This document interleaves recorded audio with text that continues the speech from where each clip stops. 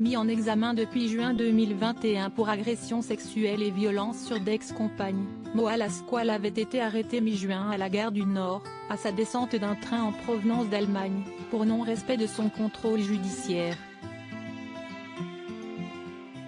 Il avait ensuite été placé en détention provisoire, une décision dont il a fait appel.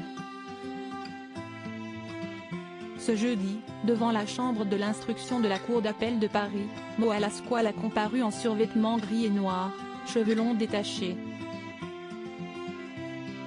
Les magistrats ont confirmé son placement en détention provisoire, selon la source judiciaire. Son avocate Maëlys Arfi n'a pas souhaité commenter cette décision. Mais elle s'était exprimée à l'époque de la mise en examen de son client. Les faits sont contestés et nous sommes satisfaits qu'une information judiciaire soit ouverte car M. Belhamd a la ferme intention de se défendre, ce qu'il a déjà commencé à faire, avait-elle déclaré. Un complot perpétué pour me nuire, violence par conjoint, agression sexuelle par conjoint, menace de mort par conjoint et séquestration sur différentes victimes. Les chefs d'accusation sont nombreux pour le rappeur, lui qui a fait l'objet d'au moins 6 plaintes, pour la plupart révélées en septembre 2020.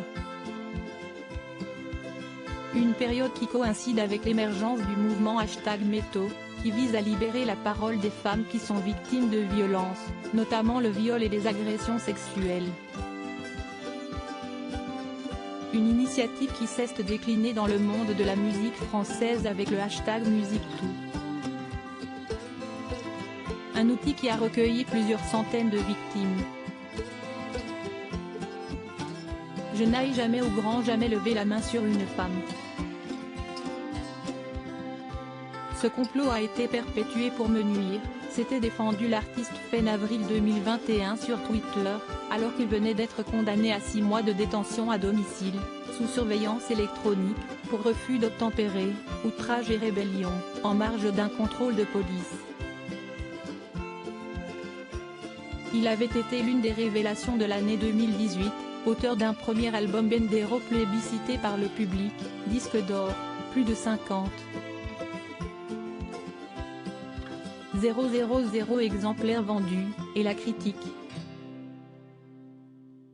Il avait également connu plusieurs succès avec ses singles comme Ma Belle ou Santa Monica, tous deux sortis en 2019.